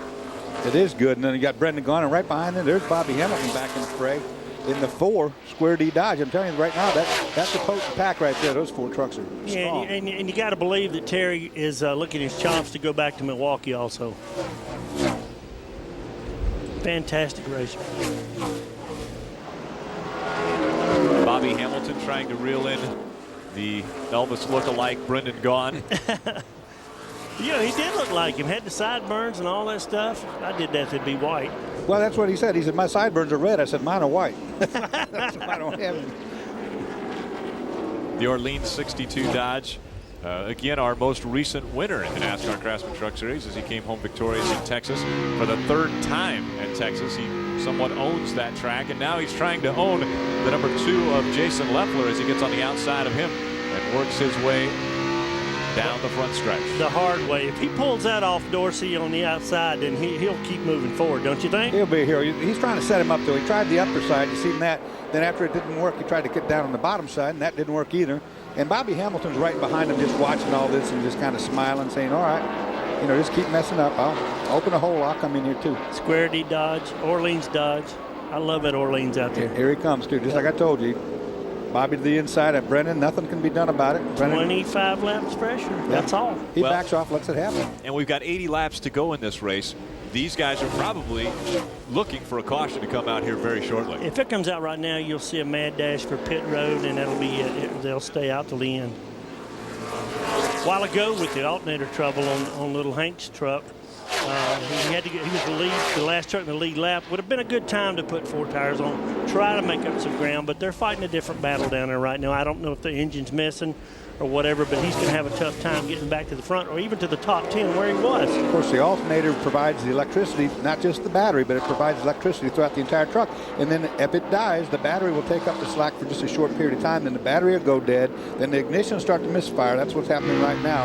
And there's nothing you do short of change the battery. You can put another one in. That takes a little time and or fix that alternator. Yeah, Rick, but you know what the drivers worry about when this happens? The air conditioner Yeah, the doesn't cool work. suit. Now, I'm not turning it off. The air conditioner doesn't work. That's the first thing the crew chief says. Turn off your air. What? I can't hear you. All right, back to this battle right here, look. We're on board with Jason Leffler looking back at the Square D Dodge of Bobby Hamilton. And Bobby Hamilton has finished in the 7 races that we've got done. He's finished in the top 7. We got another spin in that speedy drive. Is that an instant replay? Kelly Sutton again. Yeah, That's not a replay. Same place. This time she didn't touch the wall. Didn't do any damage. But once again, I think you know what I think's happening? I think she's trying to let people give them the way, you know. Sees faster trucks coming. She's trying to move up out of the way. And in doing so, she's getting herself in trouble by getting up in the speedy drive. Okay, Rick Allen, you called this 75 to go. This is a picture-perfect scenario for every crew chief down there now. It takes the pressure off them. They want to put 4 tires on, go to the end, and race for the win. And now this race will move back again into the pits. And we talked about how this series used to not have live pit stops where they used to have the halftime break. Well, now all of a sudden it becomes very important how well your team does coming over the wall. Yeah, the other race. And I remember the first time we implemented the pit stops was at Pikes Peak. And my guys had all come from Winston Cup, and we didn't even practice. We knew they were going to pit stops. And I'll never forget Mike Bliss was down off the jack in turn 2 before the next truck left pit road, but it's gotten a lot more competitive since then. And Dorsey? There's Kelly Sutton again, way up on the racetrack. And the only thing I can theorize is that she saw the faster trucks coming and tried to move up and give them room and just got herself in trouble. It's dirty up there from the speedy drive. Not enough people are running too low to really get it. There's a lot of banking, quite a bit of banking here, and it just won't clean it off. So she's trying to do it. Yeah, and she did. That corner will be good next time around. That's Kelly Sutton coming on to pit road. And Ted Musgrave is our leader. And his team anxiously awaiting the #1 Mopar Dodge to come down pit road to see if they can do some hopefully last time changes to that truck. Yeah, I think for you fans at home, you're going to see just how good these crews are. They know right now this is the other race. You see everybody getting bumper to bumper. You don't want to lose it. You want to get in here as quick as you can. You got to get it stopped in your box. Brendan Gahn, are you listening to me? You got to get it stopped in your box. But folks, here is the other race. For those pit stops, let's go down to trackside and Ray Dunlap. Well, guys, Musgrave's going to come in here. No chassis change for him. Steve Haraney changes the front tires. Keith Plaza's on the rears. Dan Solinsky is the jackman. For the number 46, Dennis Setzer said this thing's just a little bit snug off, so let's do it with air pressure. Right side tires are done. These guys get just a little hang up for Musgrave. Setzer is having a problem on the right front tire, so these guys are a little bit slow. Let's check in with the 50 truck and Phil. Yeah, same truck they ran at Mesa Marin when they had the best career finish for John Wood in second. They're going to do 4 tires. They're going to take 1 pound of air out all the way around. John's gone. It's about 4 trucks ahead of him, though. He's going to restart about 5th. The winner there looked like Brendan Gahn to me, guys. Well, let's take a look at the problem. What were they thinking when they came onto pit road, guys? Well, there was a psych out going on right there. The 16 seat going down there. What happened was the 1 pretended like he was going to stay out there, and the 46 went down. Then the 1 came down, and then they all got together. That's a balk. So that is a balk. You're right. Dennis Setzer should be able to advance a base. That was just some trick. There's a little bit of trickery there by Musgrave trying to psych everybody and not going in there. And that sometimes a guy make a mistake, a rookie guy make a mistake like that. Another guy who had a great stop and was able to come back out with an advantage was the 16 of Travis Quapple. We'll be back with more green flag racing from here at Memphis Motorsports Park.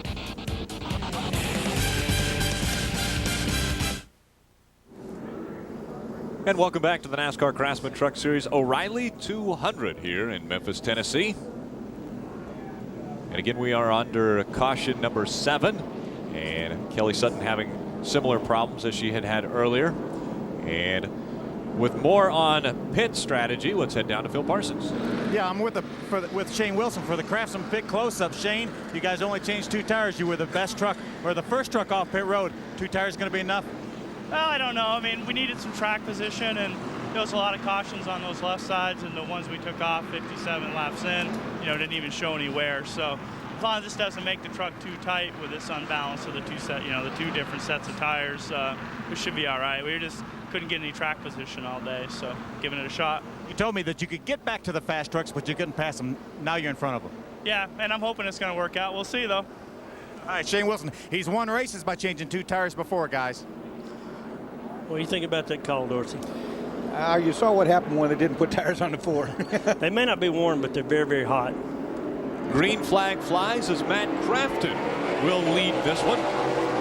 Conrad Burr right behind him in the 87. And again, I mentioned earlier, Wendy's jumping on board with Conrad Burr in the 87. And moving right around him early is the 62 of Brendan Gaughan. Conrad was pretty good there. He got his start and he dropped down, got out of the way right away because he knew all the stuff behind him was coming. We had talked about doing well or pit strategy from that last caution. Brendan Gaughan, Travis Quapple came out the first 2 coming out of pits, and now those 2 are going to be battling for the lead here shortly. Matt Crafton stayed out, and he was able to hold on the restart, and now has Brendan Gaughan right behind him. Yeah, I'll tell you, this Crafton kid's pretty good. He's had some tough breaks, but I watched him. He's a good little racer, and as his team gets better, he'll get better. As Travis came out of pit lane, he almost made contact with the 1 of Ted Musgrave. In fact, when they went across the line, the outline, the blend line, I couldn't tell who really did have the lead there. That's a battle for 9th right there, Setzer and Jason Leffler. And look at Brendan with the 2 tires here. Oh. But he should do that with a guy that stayed out. Oh, but you see who's on the bottom. Oh, boy, contact there. Travis Quapple makes it 3 wide. I tell you what, if they got 4, that was a fantastic stop. And those guys are pretty good. They huge in that crowd. Here comes Musgrave working underneath Gaughan. The 1 and the 62. Travis Quapple claiming the lead now as they had gone 3 wide for him to do it. Matt Crafton behind him in the 88 and got a crash down here, yeah. With a 63 of David Stover. Turn 2. We stay green though. Yeah, that's almost a whole half a lap behind the lead trucks, which are right here that we're looking at. So we're green. All right, strategy's out the window. You got 70 laps when we went green of hard racing right here. You're going to see what everybody's got. Let's go down to Ray. Guys, when we talk about the 16, these guys have really made some big adjustments on this truck. This time down 2 rounds on the track bar. They did get a 4-tire stop in, though, so good pit stops today for the IWX crew has got Travis Quapple back out front.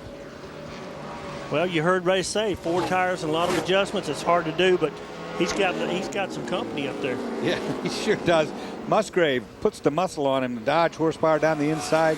Gets underneath them. There's not much going to happen there. There's John Wood again, though. He's been there all day in that Ford. They got company coming, too. Not just this front crowd right here. Back behind them, we got a rush going on with the 4, the 62, the 99.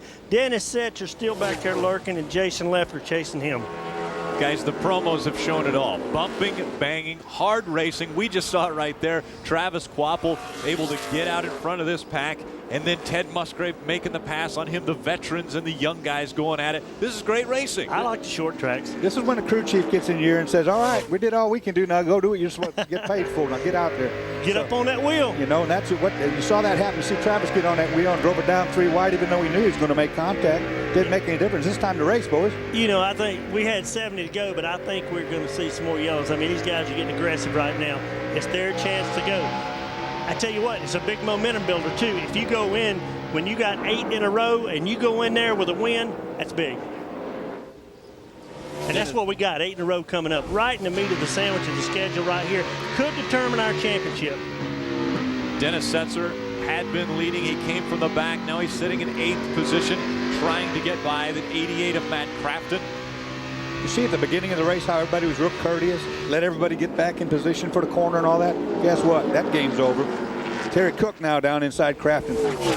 And believe me, they'll swap paint now. They're going to be running door handle to door handle and not going to be giving anybody any room. Chrome horns and tailgates now. Yeah, this is the push come to shove. You know, nobody's got a friend out here anymore. Bill Lester back on the track. Courteous, getting out of the way. Another beautiful day here in Memphis, Tennessee, and it is beginning to heat up on the track as we have 60 laps remaining here at Memphis Motorsports Park.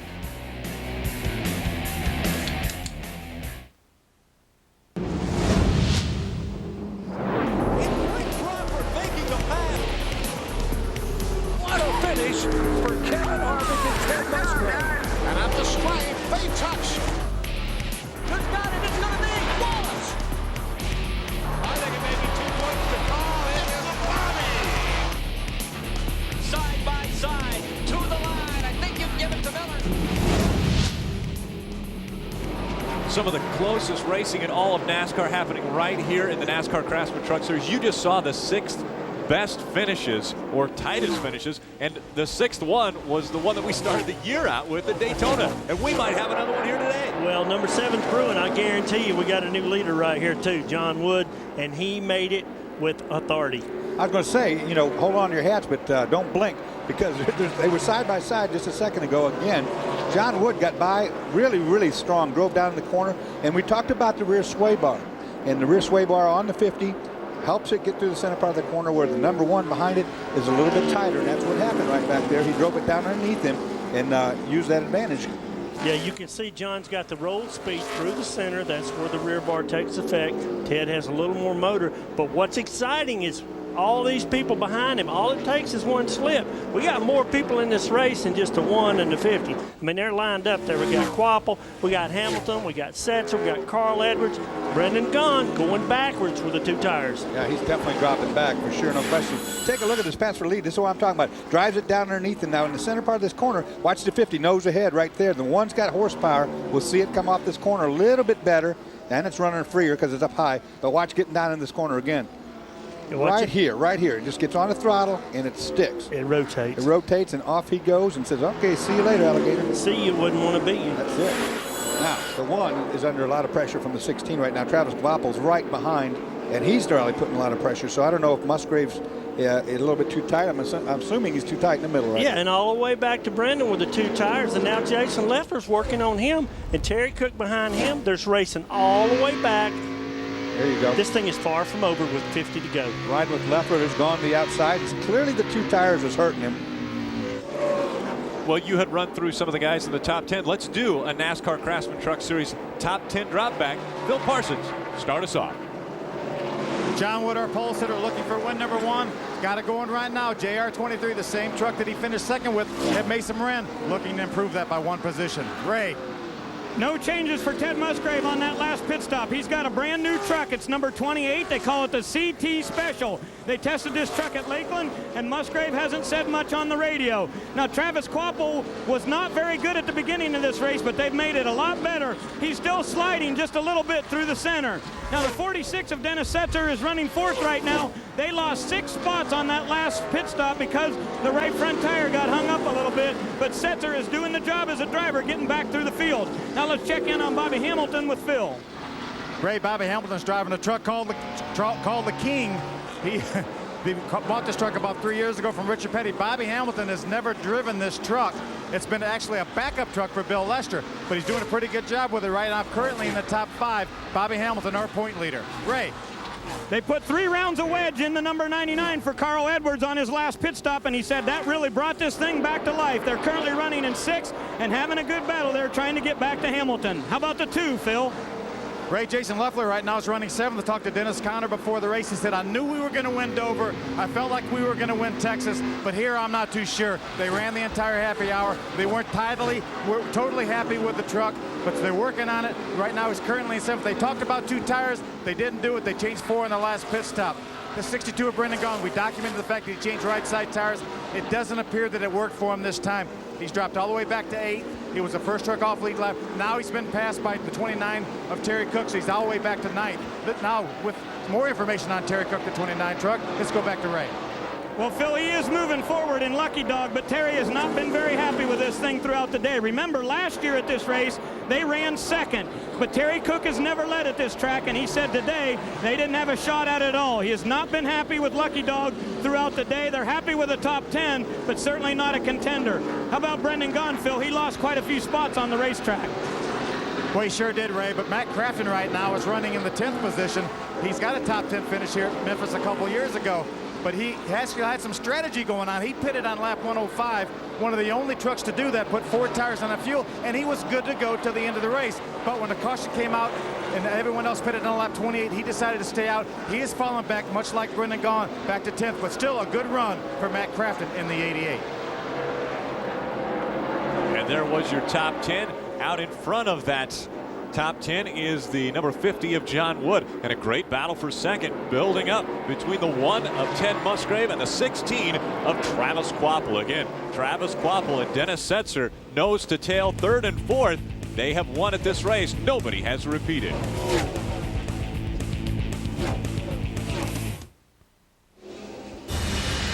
Coverage of the NASCAR Craftsman Truck Series O'Reilly 200 on Speed Channel is brought to you by Craftsman, the official tools of NASCAR and the NHRA. And by the 4,000 CarQuest Auto Parts stores in North America. You'll find it at CarQuest. You take a look at the top 4. John Wood, Ted Musgrave, Travis Quapple, and Dennis Setzer, all within 1 second of each other. Well, don't look behind them. How about the top 10, this Craftsman Truck Series race? Right behind that top 5, look right here. There's Carl Edwards. He's in this race now, too. Right behind Carl Edwards is a whale of a battle, Barry. When we started, we talked about Memphis has very short straightaways. We got the top 10 on the same straightaway. 6 seconds it takes to run down the straightaway here. Not a lot of time to take a deep breath. And these guys are going to need one because they're all coming together. I'd say about 3 or 4 laps, you're going to have a 10-truck battle for the lead here in a minute. And Dorsey, you know what I think may be the factor here to who wins? Lap traffic on the bottom as you they see catch it right there. You just saw John Wood catch it. You know what? A veteran's going to work the high side faster. He's going to make that decision in his mind quicker, and that could win this race. And I'm talking, of course, about the 1 right there, Ted Musgrave. I just think that may be the deciding factor. Because they're all running about the same speed. In fact, a couple laps ago, 46, the Dennis Setzer Chevrolet was the quickest. But I'm talking about hundredths of a second. Yeah, and Wayne, you know, Wayne Alton has got what he wants in this series. He's got parity. Travis Quapple's worked his way through this all day long. He sat there in 3rd, 4th, 5th. He hadn't fallen back. He's sitting there watching. He's in the catbird seat, but he's not alone. He's got 9 other guys in the same seat. I think a guy who's passed probably more trucks today than anyone has got to be Dennis Setzer in that number 46. He's been there the whole day. As a driver, you know, you get frustrated in the way. You're sitting here in a pack of trucks like this, and you're doing everything you can do, and you're all running the same speed. So what do you do next? You shift gears. You go to the next game plan. That 5 trucks in the way, okay? I need a lap car. I need a lap traffic to help me out. I got to look ahead. I got to plan my position so I can box somebody in and get that position back. All these guys running the same speed. That's what I was getting on you. They got to set back these veterans if they aren't leading, and these young guns if they aren't leading. They've got to look ahead and judge where they're going to catch this lap traffic, what part of the racetrack, and you don't want it to be in the corner. Speaking of young guns, we look again, and this is almost a mirror image of what we've seen the past couple races. Roush Racing up front. You've got 2 young guns. John Wood out in front of this pack, and you've got Carl Edwards, the rookie, sitting in 5th position right now, and they're only separated by about a second and a half. We take a look at the speeds as they go across the start-finish line, and Travis Quapple, the fastest truck by, at just over 112 miles an hour. The Roush team, without question, right now is the truck team moving forward more than anybody else. They've got momentum. These 2 young boys doing a great job. But, you know, Travis was quickest right then with the Chevrolet. Yeah, and Setzer's going to tell us more right here about his ability to hold off Carl Edwards, because a while ago, Dennis was 2/10 quicker than the leader, but you see Carl there working him. If Carl gets by him, obviously he's better. We're closing in on 25 laps to go. And a lot more action, folks, believe me. Yeah, these laps when the lap trucks get in the way, that's when these guys start working miracles. You can't look far enough ahead. When you get down to turn 1, you don't look at turn 1. You look across to turn 2, see if anybody's there. You clear turn 2 before you turn into turn 1. That's how you find these slower trucks and you start thinking about how to get everybody boxed in. You see a lot of distance between the 99 of Carl Edwards and the number 2 of Jason Leffler, who we're on board with right now. Jason's got some work to do to catch back up to the top 5. And Dorsey, how's he going to do that? Lap traffic. Let's go down to Ray. Ray Dunlap. Well, guys, you're wondering if Setzer's got anything to get up front there. You would certainly think he does because of his prowess on short tracks. But he's been saying on the radio to his crew chief, Danny Gill, I'm tight right in the middle of the corner, and I just can't get it to turn, so therefore I can't get any speed on the exit. So I'm not sure if Setzer will be a factor today. We'll keep our eye on him because he's cagey veteran for sure, but tight in the middle, making it hard for him to advance. That's pretty much what Memphis is all about, tight in the middle, Barry. That's what you fight. That's the nemesis you have. Every time you come here, that tight in the middle doesn't allow him to get throttle. You see right there, he got on the throttle early and jumped sideways on it. Yeah, they're very nice gradual corners getting off into them and to the middle. After that, they have a very abrupt turn to get back to straightaway, making both corners very tight off, as we'll see in a couple weeks of Gateway. As the trucks continue to chase the 50 of John Wood, we'll see if he can be the king of Memphis Motorsports Park.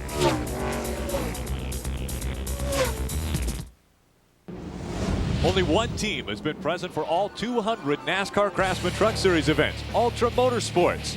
And they've also been the only team to have won in every season of competition. With a variety of talent behind the wheel, Jimmy Smith and the Ultra Motorsports continues to make an impressive mark in the NASCAR Craftsman Truck Series. Take a look at this. Roush, Ultra Motorsports, the most dominant teams in this series. And again, right now, we've got Roush, John Wood, and Ultra Motorsports, Ted Musgrave, 1 and 2 in this one. Yeah, it's battle's going to continue. It looks like if these kids secure a sponsor, it will. And look for Jimmy Smith to just be better and better and better. With more on the 50, Phil Parsons. Guys, I talked to crew chief John Monson a few moments ago. I said, hey, is John doing all he can do, or is he saving anything? He said, well, we've tried to back him off a little bit. He said, as we back him off, he goes faster. So the easier he runs, the faster he goes. So they're very, very happy about that. And guys, let's talk a little bit about history. John Monson could come. Oh, they're trouble together on the racetrack. Wow. Ted Musgrave going by John Wood right when we were talking about John Monson possibly becoming the first crew chief to win with 5 different drivers. Ted Musgrave has went by him. Well, we got a great view of that right there. Ted tried to crowd him on the right rear, and John ran him up the racetrack. So that was a two-sided deal right there, Dorsey. Yeah, it was. And the bad news is now John's off his game plan a little bit. Probably thinks he might have a cut tire because he's probably picked up some rubber from being up there. Because of that, Travis Voppel in the 16 has gotten by John. John's falling back, guys. Well, you had a big wiggle right there, and that's what happened. These hot Goodyear tires pick up all the hot rubber and debris that's up in the next groove, and you can't get it cleaned off for 3 or 4 laps. But look what it's cost him. Right, either has a cut tire or he's got a lot of debris that he hasn't been able to get rid of. But you can see he's a lame duck now. There's nothing he can do. He's stuck to the upside of right there his teammate. That is Carl Edwards. Yeah, well, see, Ted initiated the move to the outside. Kind of got in the right rear of John, as John might have been moving up a little bit. And then when John saw him, he really moved up. And maybe we'll get a look at it. I'm sure you folks at home can make up your own mind. Here it is right now. Here we go. Musgrave watch. fakes to the low, goes to the high. Now watch. Look at that. Contact right there. Yeah, boom. see. Now, that was a good veteran move right there. Musgrave works to the inside, goes down, but he pushes. You see how high the 50 was? It was way up by the wall. Now he's got all that debris on the tires, and watch what happens. Very next corner. Right. This is what I'm talking about. No grip. You see there? Takes 4 or 5 laps to get that cleaned off. Yep. That's not a good feeling. You think you got a flag. You think you're on right away. You're on the radio with the crew chief. I got a cut tire. Get ready. You'll say which one. I say I don't know which one, but there's one of them flat here. I think it's going down, and then 3 or 4 laps later, it'll start coming back to you. And now he's racing his teammate. If you don't wreck. Yeah, and he's cleared Carl right here, and I know he's on fire. I know little John. He's feisty, and he's wanting to get back to front, and we'll see what he does here. Well, now he's probably clean on the tires. You can see that. He's back on the bottom of the racetrack. He's back on his game plan. I'm sure the crew chief's calming him down. Now, hold on, John. We got a ways to go. Now you haven't lost everything. And you know, that was a little contact pass there. There's a difference in a clean pass and a contact pass. That was a kiss. That was just a kiss. And we're closing in here with not many to go, but see what happens. Guys, 9 laps to go, 8 laps to go in this one. And Ted Musgrave in position to be our 6th different winner on this track. We've never had a repeat winner. And now with the guys dropping back, Dennis Setzer, and with John Wood dropping back, but Travis Quapple is in position. He's currently in 2nd. And again, he's our defending winner at this track. So we could have a repeat winner if Ted Musgrave has bad luck, which has happened to him already this season. Yeah, I don't think we've had a winner at this racetrack, Rick, that has qualified out of the top 5 in the history of the Truck Series here. Isn't it funny how one little thing like that, one little bobble between 2 trucks, changes the whole complexity of the race right now? Now Musgrave with a pretty doggone good lead, and it stacked everybody up behind him. And you got to feel for John right here. Well, it was good racing. It looked as though John slowed up just a little bit as Musgrave was trying to duck underneath him and make the pass. I think he was mirror driving, really, Rick. I think he was trying to put his truck in a position that it couldn't get past and got himself in trouble. I mean, the 2 of them made their contact, and John paid the bigger price of the 2. Now, the best race right now is the 99 2. We'll see what happens back here with those guys, maybe if we get a look at it, because Musgrave's in pretty good shape, but should never say that. Musgrave has had problems with finishes, but as he has about a 2nd of a lead over the 16 of Travis Quapple, we do take a look up in the left-hand side of your screen there. The 99 and the 2 of Jason Leffler trying to reel in the 99 of Carl Edwards, but Carl Edwards running very strong, currently in 5th position. And right in front of him, of course, his teammate, the 50, John Wood, we're talking about. These guys are going to battle. We're gotten on 4 laps to go or so now, and these guys are going to get after it. I think that's the next battle we're going to see, Dorsey. These 3 right here. Yeah, it's coming. You can guarantee you that. Carl Edwards in that 99, you know, he's got the bit between his teeth. That making a difference, that's his teammate in front of him. He wants that position.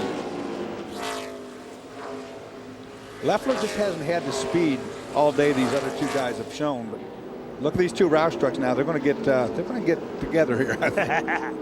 197 laps complete. Ted Musgrave goes down the back stretch. He is your leader. He has just 2.5 laps remaining. If he is able to hold on, it will be his 2nd win of the season. But again, he will be the 6th different winner at this track in 6 races. Don't forget about what these guys did at Texas. They laid on each other big time in Texas for that the finish. And here they go again. Watch now. It's Carl Edwards in the 99 working under the 50 in a lap truck in front. He's trying to position. That's Bradbury. Yeah, we talked about the lap traffic here. This is a carryover, Dorsey. He's got to hurry up and make a move here. As you see, they have to slow down for the lap traffic, and they lose momentum. One of them loses momentum. It was actually Michael Dockin that was in that other truck. White flag. White flag comes out, guys. Ted Musgrave out in front. Ultra Motorsports. Jimmy Smith's been a part of this series since its inception in 1995. He's had a truck running in every race, all 200 of them, and also they were currently in 2nd in the all-time wins behind Roush. Now, if Popple's Ted there. Musgrave can hold on, Popple's right there. He comes out of turn number 4, and Ted Musgrave wins the O'Reilly 200. Not by much, he did. Great run for Quapple. He was there all day, every lap. Yeah. 12/100ths of a second was the difference between Ted Musgrave and the 16 of Travis Quapple. And again, another fantastic finish here in the Truck Series. Yeah, that's what I was saying. 12/100ths of a second. I saw Quapple when you were talking. I saw him setting that all up, going to the high side. He made his one move. He said, I might crash across the start-finish line, but I'm going to give it a shot in 12/100ths of a second. Let's go down to the Ultra Motorsports owner, Jimmy Smith, who is with Phil Parsons. I'm standing actually with a couple pretty happy guys. You got the owner, Jimmy Smith, here. You got crew chief Gene Neat. Gene, your 2nd win this year. 2nd time you brought a brand new truck out. You guys won again for the 2nd time. I think we're going to keep bringing new trucks all the time. I'm going to talk to the boss about that so we can keep bringing them back. All right, Gene Neat, crew chief for Ted Musgrave. And how about this win number 28 ties you guys now with Roush Racing? Yeah, that's a great accomplishment. 28 wins in the Craftsman Truck Series, especially on his 200th race. I'm pretty choked up. It's great. One more and we'll have the overall wins. We got the most poles. What can I say about these guys? They're great. Remember, this is the only guy that has had a truck entered in every single one of these 200 races, and now he's tied for the lead in victories with 28 with Roush Racing. Jimmy Smith. Thanks, buddy. Man, I'd just like to have all that entry fee money.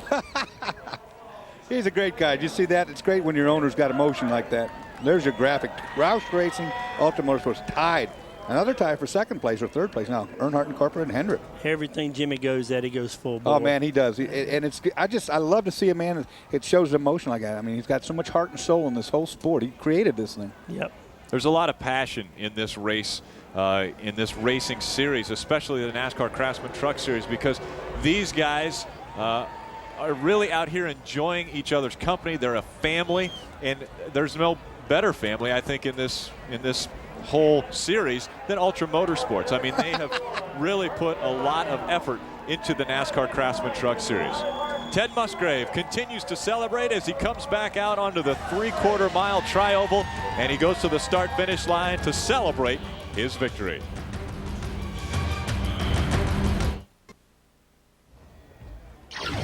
Speed Channel's coverage of the NASCAR Craftsman Truck Series post-race show is presented by Craftsman. Let's head down trackside into Victory Lane, who has our victor, Ray Dunlap. Ted Musgrave, victory number 12 for the Mopar Dodge. Big high fives all the way around. I have a feeling you're going to call the boss man here and order a couple new trucks. Yeah, as a matter of fact, the guys worked really hard. The Mopar team worked really hard building this brand new truck, and first time out for it. I'll tell you what, though, the competition is really, really tough in the Craftsman Truck Series. Man, oh man, the 50 truck is really good. The 16, the 46, you can just go on down the line, and this old man almost sweated. You know, I mean, I almost broke a sweat there. Did you about break a sweat down there in turn number 1 when you guys got sideways? Well, what happened there, I was going to make a run on the inside, and John, he blocked low, so I went high, and then he blocked high, and as he did that, he got loose getting in the corner, and we hooked a little bit, so it's just a time of just saving it. You know, and every replay will show that. I didn't run into him. He just was blocking me, and, you know, that's short track racing, so, you know, I'm sure I would have done the same thing. It's for the lead. He did nothing wrong. And I'm just happy for these guys. Jimmy Smith, Ultra Motorsports, it's another win.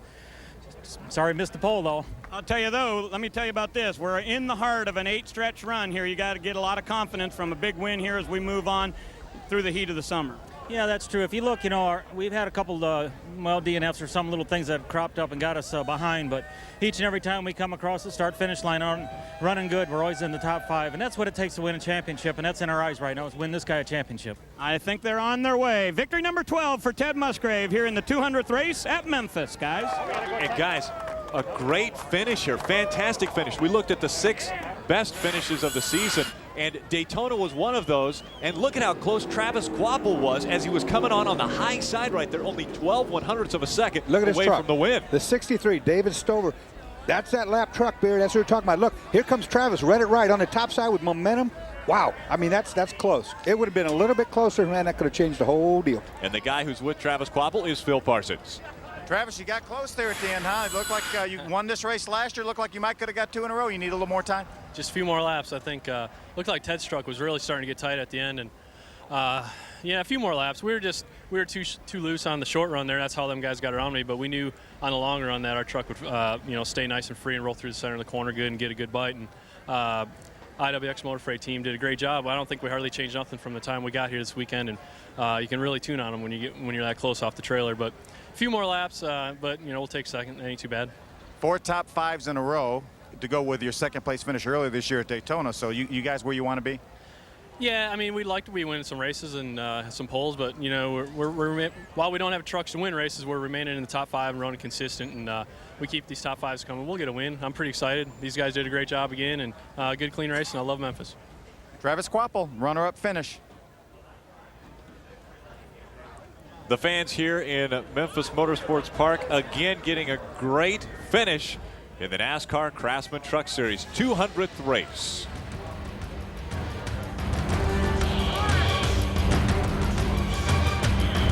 Channel's coverage of the NASCAR Craftsman Truck Series post-race show is brought to you by Craftsman, the official tools of NASCAR and the NHRA. The number 1 Mopar Dodge team of Ted Musgrave continues to celebrate, and they have claimed their 2nd victory of the season. Another man who has 2 victories this season, and a great finish here is Dennis Setzer. Now with him, Ray Dunlap. Well, thank you, Rick. It's kind of like a victory for Dennis Setzer in its own way to come from all the way to the back to a top 5. You led this race a little bit, but at the end, I guess just a little too tight. Yeah, we got a little tight. You know, we're kind of disappointed. We felt like we had such a good truck here in the little Axiom Chevrolet today. But, you know, you win some, you lose some. But, you know, we'd like to dedicate this race to Ken Brindley. He's an Axiom employee that passed away trying to save a person's life in a drowning accident in Florida here a week or so ago. So really sorry for the Axiom family right there, and one of those deals. But, you know, I'm proud of my Axiom Chevrolet Silverado team. They've done a great job all day, and we'll come back banging hard again. And there's some more short tracks on the schedule. Happens to be Milwaukee coming up pretty soon. That's the flattest, almost short track you've ever seen. Okay, Dennis Setzer finishes third. Now let's find out what John Wood's thinking about. He's with Phil. John, you had a terrific run, started from the pole, led a whole bunch of this race. Looked like at the end there it might be your race, and you and Ted got together a little bit there. What happened? Yeah, we did get together a little bit. I kind of wasn't expecting that from him. He's a good racer, but I guess that's just short track racing, and you know, he's got a lot more experience than I do, and that shows. I really hate it for the guys. You know, they probably deserve this more than anything, and you know, to have something like that happen, it's really unfortunate. But that's 3 top 5s in a row. I mean, what more can we ask for? It's just competitive racing. We talked early before the race that you guys are just racing to try to keep existing out here. This has got to help that situation. Yeah, I mean, I think we were the only 2 plain trucks in the top 10, probably top 15. So, Carl and I'm speaking of. So, you know, for that to happen each week like we're doing, we can't ask for anything anymore. John Wood, good, strong top 5 finish, 3 in a row for him. Now let's go back upstairs. Well, thank you, Phil. Let's take a look at the unofficial results of the O'Reilly 200. Ted Musgrave again claiming his 2nd victory of the season, his 12th overall in his career. Travis Quapple coming on very hard, almost catching him at the line. Ted barely got the victory, Dorsey. Yeah, that's bad. Dennis Setzer coming from the back, just the way he did, that's awesome for him. And the 2 Roush boys still showing the way for these. 12 trucks were on the lead lap. Jody Lavender with a great run in the 08. Yeah, and coming in 13th. Yeah, little Hank there. First time in the truck, had a long day, a lot of problems with alternator. Came on 15th, not too bad. Good finish for Randy Briggs, another Rookie of the Year contender. Big celebration. Yep. Big Mopar Dodge team still enjoying celebration, and they're getting pretty good at this. They were able to come home and win the first race at Lowe's Motor Speedway earlier this season, and now they claim Memphis Motorsports Park for race number 8 of this season.